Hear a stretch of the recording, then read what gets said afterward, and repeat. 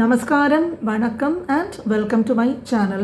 അപ്പോൾ അടുത്തിടെയായിട്ട് back packer അരുണിമയെക്കുറിച്ചിട്ടുള്ള ധാരാളം കാര്യങ്ങളും വിവാദങ്ങളും USA യാത്രയെക്കുറിച്ചിട്ട് അടുത്തടുത്ത് ഇങ്ങനെ വന്നുകൊണ്ടിരിക്കുകയാണ്. അപ്പോൾ ഓരോരോ ദിവസവും ഇതിനെക്കുറിച്ചിട്ട് പുതിയ പുതിയ കാര്യങ്ങളും സംഭവങ്ങളും ഒക്കെയാണ് നടക്കുന്നത്. അരുണിമ വീഡിയോയിൽ പറഞ്ഞത് എന്താണെന്ന് പറഞ്ഞാൽ, അരുണിമയ്ക്ക് 41 രാജ്യങ്ങളിൽ സഞ്ചരിച്ചിട്ടുള്ള പരിചയമുണ്ടെന്നും അപ്പോൾ അങ്ങനെ യാത്ര ചെയ്യാത്ത ധാരാളം പേര് ഇതിനെക്കുറിച്ചിട്ടൊക്കെ സംസാരിക്കുന്നു. അപ്പോൾ അതിലെന്ത് കാര്യമാണ് എന്നൊക്കെ പുള്ളിക്കാരി ചോദിക്കുന്നുണ്ട്. അപ്പോൾ ഇതിനെതിരെ പല പ്രമുഖരായിട്ടുള്ള ട്രാവൽ വ്ലോഗേഴ്സും മറ്റും അവരവരുടെ വേർഷനുമായിട്ട് രംഗത്ത് വന്നിട്ടുണ്ട്. അവരൊക്കെ എന്താ പറയുന്നതെന്ന് പറഞ്ഞാൽ, പല ട്രാവൽ വ്ലോഗേഴ്സ്, ധാരാളം വളരെ ഫേമസ് ആയിട്ടുള്ള ട്രാവൽ വ്ലോഗേഴ്സ് എല്ലാം പല രാജ്യങ്ങളിൽ യാത്ര ചെയ്യുന്നവരാണ്. തീർച്ചയായിട്ടും അവരൊക്കെ അങ്ങനെ യാത്ര ചെയ്യുമ്പോഴേക്കും അവരുടേതായിട്ടുള്ള ഡിഗ്നിറ്റി അവർ കാത്ത് സൂക്ഷിക്കാറുണ്ട്. ഇപ്പോൾ ഒരു പക്ഷേ ഫ്രണ്ട്സിൻ്റെ സ്ഥലങ്ങളിലൊക്കെ ഇവരെ ഇൻവൈറ്റ് ചെയ്താൽ പോലും അവിടെയൊക്കെ അവർ പോകുമ്പോഴേക്കും അവരെ ബുദ്ധിമുട്ടിക്കാത്ത രീതിയിലൊക്കെയാണ് അവിടെ പോകുന്നതും അവരുടെ യാത്ര ട്രാവൽ പ്ലാനിംഗ് ഒക്കെ ചെയ്യുന്നതും. താമസിക്കാനൊക്കെ മിക്കവാറും ഇവരൊക്കെ ഹോട്ടൽ റൂംസിലൊക്കെയാണ് അവർ ഓരോരോ അറേഞ്ച്മെന്റ്സ് ഒക്കെ ചെയ്യുന്നത്. അവർക്ക് ഒന്നോ രണ്ടോ നേരത്തെ ഭക്ഷണം വാങ്ങിച്ചു കൊടുത്തിട്ടുണ്ടാവും. ഭക്ഷണം കഴിച്ച് കഴിഞ്ഞ് ബില്ല് കൊടുക്കാൻ പോകുമ്പോഴത്തേക്കും ഇവര് കഴിച്ച കണ്ട ഭാവമേ നടിക്കാതെ മാറി നിൽക്കും. എന്റെ സ്നേഹത്തിന് ഞാൻ ഒരു നേരം. അപ്പോൾ അരുണിമയാകട്ടെ ഈ 3 ദിവസം ജോർജിൻ്റെ വീട്ടിൽ താമസിക്കുകയും അവരുടെ എല്ലാ സൗകര്യങ്ങളും സുഖ സൗകര്യങ്ങളും എല്ലാ ആതിഥേയത്വവും സ്വീകരിച്ചതിന് ശേഷവും അവരെ പറ്റിയിട്ട് വളരെ മോശപ്പെട്ട രീതിയിൽ വീഡിയോസൊക്കെ ചെയ്തു. പുറത്ത് അതൊക്കെ ലോകമെമ്പാടുമുള്ള എല്ലാവരും ഇതൊക്കെ കാണാനിടയായി. ഇതിനെക്കുറിച്ചിട്ട് ഒരുപാട് വിവാദങ്ങൾ കത്തി നിൽക്കുന്ന ഒരു സമയമാണ്. അതിനിടയ്ക്കായിരുന്നു ജോർജ് വന്നിട്ട് ജോർജിൻ്റെ വശം എന്താണ് എന്നുള്ളത് ക്ലിയർ ആക്കിക്കൊണ്ട് അതിന് ഫേസ്ബുക്കിലൊക്കെ കുറച്ച് പോസ്റ്റുകളും കാര്യങ്ങളുമൊക്കെ വീഡിയോസും ഒക്കെ തിരിച്ചും ഷെയർ ചെയ്തിരുന്നു.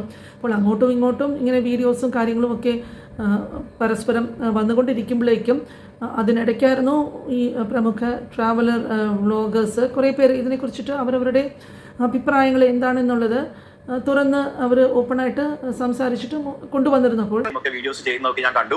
അതിന്റെ യഥാർത്ഥ സംഭവങ്ങൾ എന്താണെന്നൊന്നും എനിക്കറിയില്ല. അതിനെപ്പറ്റി പറയാനുമല്ല ഞാൻ വന്നിരിക്കുന്നത്. ഞാൻ ഒരു റിയാക്ഷൻ വീഡിയോ ചെയ്യാൻ വേണ്ടിയല്ല വന്നിരിക്കുന്നത്. ഞാൻ എന്റെ ഈ ഒരു കൗച്ച് സർഫിംഗ് എന്ന് പറയുന്ന ഈ ഒരു കമ്മ്യൂണിറ്റിയെ പറ്റി പറയാൻ വേണ്ടിയാണ് ഞാൻ ആക്ച്വലി ഇപ്പോൾ വന്നിരിക്കുന്നത്. അപ്പം ചില ആൾക്കാർ നമ്മുടെ കൂടെ കൂടിയുണ്ടല്ലോ, അവർ ഇത്തിൽ കണ്ണി പോലെ പിടിച്ചും കയറും. അതായത് നമ്മൾ ചിലപ്പോൾ അവരെ ഒരു ദിവസം നമ്മുടെ റൂമിൽ താമസിപ്പിച്ചിട്ടുണ്ടാവാം, അല്ലെങ്കിൽ അവർക്ക് ഒന്നോ രണ്ടോ നേരത്തെ ഭക്ഷണം.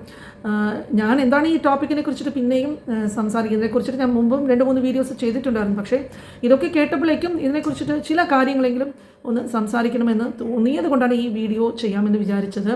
അതെന്താണെന്ന് പറഞ്ഞാലും ഇപ്പോൾ എൻ്റെ കാര്യം തന്നെ എടുക്കുകയാണെങ്കിൽ ഒരുപാട് വളരെ ക്ലോസ് ആയിട്ടുള്ള റിലേറ്റീവ്സ് ധാരാളം പേര് ഒരുപാട് വർഷങ്ങളായി തന്നെ USA സെറ്റിലായിട്ടുള്ളവരും ഗ്രീൻ കാർഡ് ഹോൾഡേഴ്സും അങ്ങനെ ഒരുപാട് പേരുണ്ട്. മാത്രമല്ല എൻ്റെ ഹസ്ബൻഡ് തന്നെ USA ഒരു വളരെ ഫേമസ് ആയിട്ടുള്ളൊരു കമ്പനിയിൽ വർക്ക് ചെയ്യുന്ന ഒരു ടോപ്പ് പൊസിഷനിൽ തന്നെ വർക്ക് ചെയ്യുന്ന ഒരാൾ എന്നുള്ള നിലയ്ക്ക് അവിടുത്തെ കാര്യങ്ങളൊക്കെ കുറിച്ചിട്ട് ഏതാണ്ട് നല്ലൊരു ധാരണയോടുകൂടി തന്നെയാണ് ഞാൻ ഈ കാര്യങ്ങൾ നിങ്ങളുമായിട്ട് ഷെയർ ചെയ്യുന്നത്. അപ്പോൾ എന്തായാലും ഈ അരുണിമ അവരുടെ ആതിഥേയത്വം സ്വീകരിച്ചിട്ട് ഇവർക്കെതിരെ ഇങ്ങനെ പബ്ലിക്കലി വന്ന് അവരുടെ പ്രൈവസിയൊക്കെ ഇൻവേഡ് ചെയ്യുന്ന രീതിയിൽ ഓരോരോ കാര്യങ്ങൾ വെളിപ്പെടുത്തിയത് തെറ്റാണെന്ന് തന്നെയാണ് എല്ലാവരുടെയും അഭിപ്രായം. എന്നെ വീട്ടിലേക്ക് അങ്ങനെ കൊണ്ടുപോയ ആള് എന്നെ പറ്റി ഇപ്പൊ ഇങ്ങനെ എഴുതിയിടുന്നു. അത് എനിക്ക് മനസ്സിലാവുന്നില്ല അതിന്റെ ഒരു ഇതെന്താന്ന്. ചോദിച്ചോട്ടെ ചേച്ചി, അയാൾ എങ്ങനെയായിരുന്നു പെരുമാറ്റവും കാര്യങ്ങളും സ്വഭാവവും ഒക്കെ? ുള്ള കാര്യങ്ങൾ അതിലുണ്ടാവും. പല സമയത്തും ഞാൻ പല സ്ഥലത്തുനിന്ന് ഓടി രക്ഷപ്പെടുന്നതും അങ്ങനെ പല രീതിയിലും മോശം അനുഭവങ്ങൾ ഉണ്ടാവുക, അവിടുന്ന് രക്ഷപ്പെട്ടതും അങ്ങനെ ഒരുപാട് അനുഭവങ്ങൾ ഉണ്ടായിട്ടുണ്ട്. അന്നാരും ഇതിനെ സപ്പോർട്ട് ചെയ്യാനോ എനിക്ക് മെന്റലി ഇതാക്കാനോ ഒന്നിനും എന്നെ ആരും വന്നിട്ടില്ല. ഇത്രയും നാളും എനിക്ക് നല്ലത് സംഭവിച്ചെങ്കിലും മോശം സംഭവിച്ചാലും അത് എൻ്റെ മാത്രം ഇതാ.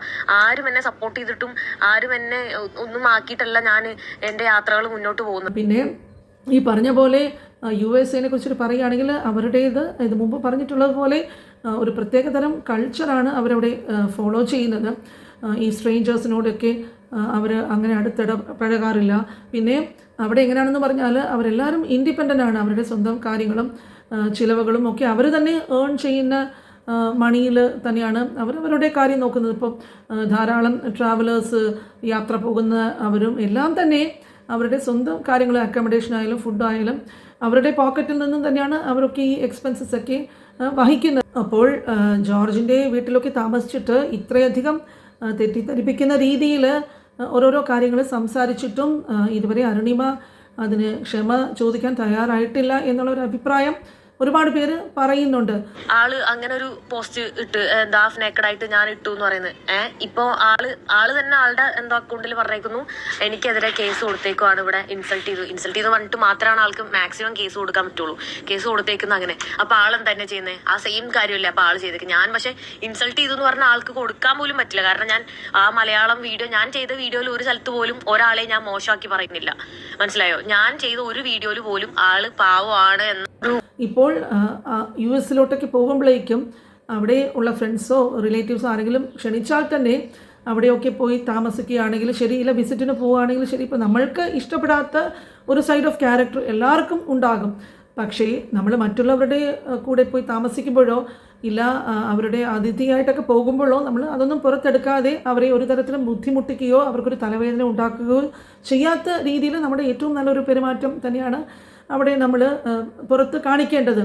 പക്ഷേ അവിടെ ചെന്ന് താമസിക്കുക, അവരുമായിട്ട് ഒരു ആർഗ്യുമെൻറ്റോ ഉള്ള ഒരു തർക്കമോ ഇങ്ങനെയൊക്കെ ഓരോരോ കാര്യങ്ങൾ സംഭവിക്കാനുള്ളൊരു സാഹചര്യം ഉണ്ടാക്കുക, ഇതൊക്കെ ചെയ്യുന്നത് തീർച്ചയായിട്ടും വേറൊരു രാജ്യത്തിൽ പോയിട്ട് അത് ഒരു പക്ഷേ പറയുകയാണെങ്കിലും അവർ ഈ നമ്മൾക്ക് വേണ്ടിയിട്ട് ചെയ്യുന്ന കാര്യങ്ങൾ തീർച്ചയായിട്ടും ഒരു ഔദാര്യം തന്നെയാണ്. കാരണം നമ്മളെ സ്വീകരിച്ച് നമ്മൾക്ക് വേണ്ടിയിട്ടുള്ള അക്കോമഡേഷൻ ആയാലും ഫുഡായാലും അതൊക്കെ അവർ ചെയ്യുന്ന അവരുടെ ഒരു മനസ്സിനെ കുറിച്ചിട്ട് മനസ്സിലാക്കാതെ എന്തെങ്കിലും കാരണമൊക്കെ പറഞ്ഞിട്ടൊരു കുറ്റമൊക്കെ പറയുകയും അവരോട് ഇങ്ങനത്തെ രീതിയിലൊക്കെ സംസാരിക്കുകയും ചെയ്യുന്നത് അതെന്തായാലും ശരിയായിട്ടുള്ളൊരു കാര്യമായിട്ട് തോന്നുന്നില്ല. മോശമായിട്ടുള്ള രീതിയിലോ അങ്ങനെയൊന്നും ഞാൻ എന്താ പറയാ കണ്ടിട്ടോ ആയിട്ടില്ല. എനിക്കിപ്പോ ഇങ്ങനെ കാണിക്കുന്ന കാണുമ്പോഴാണ് എനിക്ക് ആളെ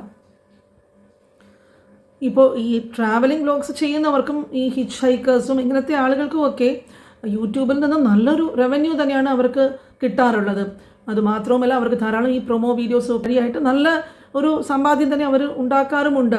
പക്ഷേ ഇതൊക്കെ ലാഭിച്ചിട്ട് ഒരു യാത്രയൊക്കെ പോകുമ്പോഴേക്കും അടുത്തവരെ ആശ്രയിച്ചിട്ട് അവരുടെ സഹായങ്ങളൊക്കെ കൈപ്പറ്റുക ഫ്രീ ആയിട്ട് എന്നുള്ളത് അത് ഒരു നല്ല കാര്യമായിട്ട് തോന്നുന്നില്ല. ധാരാളം സ്ഥലങ്ങൾ സന്ദർശിക്കുകയും അവിടേക്കുള്ളവരുടെ സഹായങ്ങളൊക്കെ ഇവർ പ്രതീക്ഷിക്കുകയും ചെയ്യുന്നുണ്ട്. അപ്പോൾ ഇവർക്ക് തന്നെ ഇങ്ങനെ നല്ലൊരു വരുമാനം കിട്ടുമ്പോഴേക്കും അതിൽ നിന്നും ഒരു ഭാഗം അടുത്ത ഒരു യാത്രയ്ക്ക് വേണ്ടിയിട്ട് ഉപയോഗിക്കുക, നല്ല രീതിയിൽ അവർക്ക് പ്ലാനിങ് ഒക്കെ ചെയ്തിട്ട് അക്കോമഡേഷനോ കാര്യങ്ങളോ ഒക്കെ അറേഞ്ച് ചെയ്തിട്ട് ആ കിട്ടുന്ന പണത്തിൽ നിന്നും അവർക്ക് വളരെ എളുപ്പത്തിൽ യാത്രകളൊക്കെ ഓർഗനൈസ് ചെയ്യാനുള്ള കാര്യങ്ങളേ ഉള്ളൂ. അതിന് പകരം മറ്റുള്ളവരുടെ അടുത്ത് നിന്നും ഇതുപോലുള്ളൊരു സഹായങ്ങൾ പ്രതീക്ഷിച്ചിട്ട് ആ കിട്ടുന്ന കാശ് ലാഭിക്കുവാൻ ശ്രമിക്കുക എന്നുള്ളൊരു കാര്യമാണ് പലരും ചെയ്യുന്നതായിട്ട് കാണുന്നത്.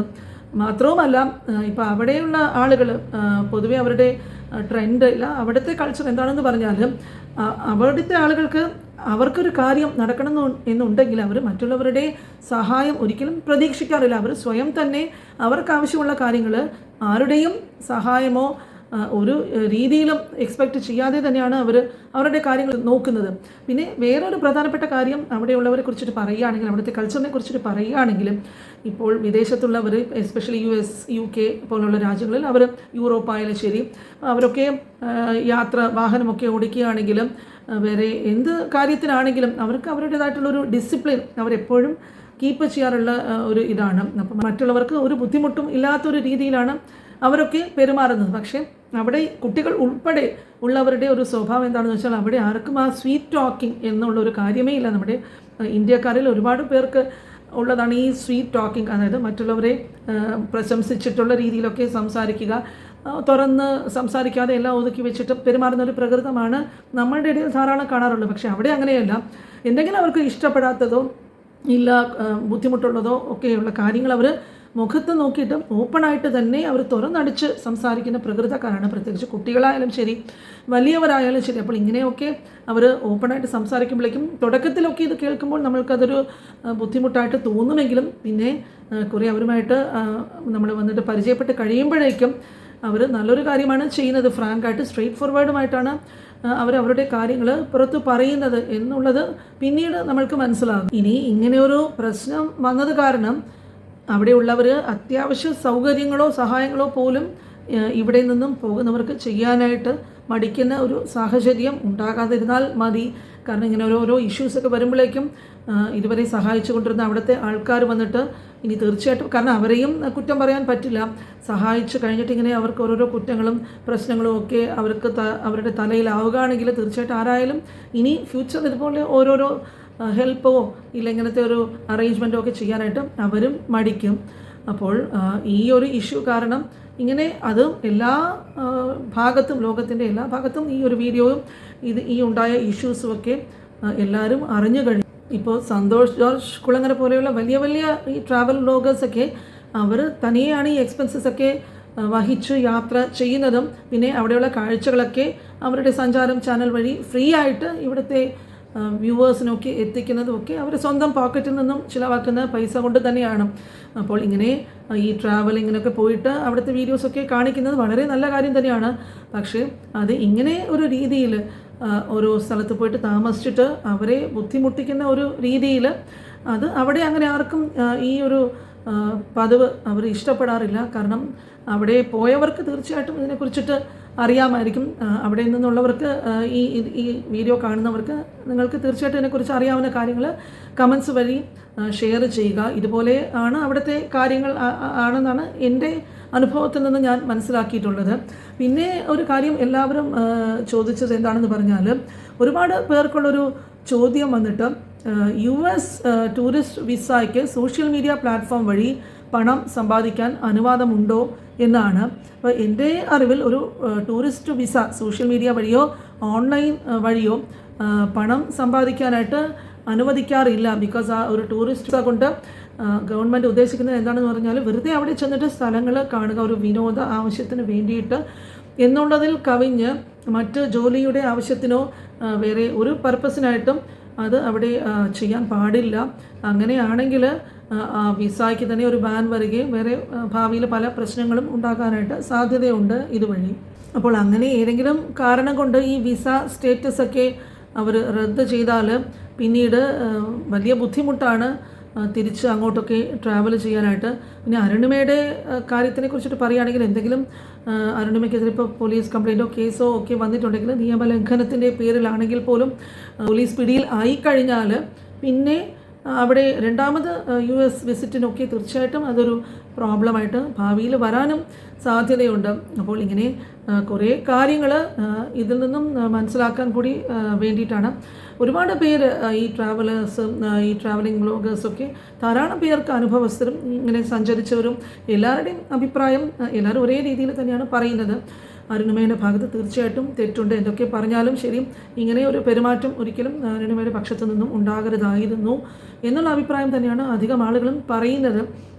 അപ്പോൾ ഓരോരോ രാജ്യത്തിൻ്റെ കൾച്ചറും അവരുടെ രീതികളും ഒക്കെ മനസ്സിലാക്കിയിട്ട് വേണം അങ്ങോട്ടൊക്കെ സഞ്ചരിക്കുമ്പോഴേക്കും പെരുമാറുകയും അവരുടെ കൂടെ അഡ്ജസ്റ്റ് ചെയ്യുകയും അവരുടെ വീട്ടിലൊക്കെ വിസിറ്റ് പോവുകയാണെങ്കിൽ അതിനൊക്കെ ഉള്ള ആ ഒരു അനുഭവം 41 രാജ്യങ്ങളിൽ പോയിട്ടുണ്ടെന്നും പറഞ്ഞാൽ മാത്രം പോരാ, അത് കാണിക്കാനുള്ളൊരു പക്വതയും അതിൻ്റെ ഒരു മെൻറ്റാലിറ്റി ഇനി അറിയില്ലെങ്കിൽ പോലും ഇനി അടുത്തത് ഇതുപോലെയുള്ള സംഭവങ്ങൾ ആവർത്തിക്കാതെ ഇതൊക്കെ മനസ്സിലാക്കി ചെയ്യുകയാണ് ഏറ്റവും നല്ലൊരു വഴി.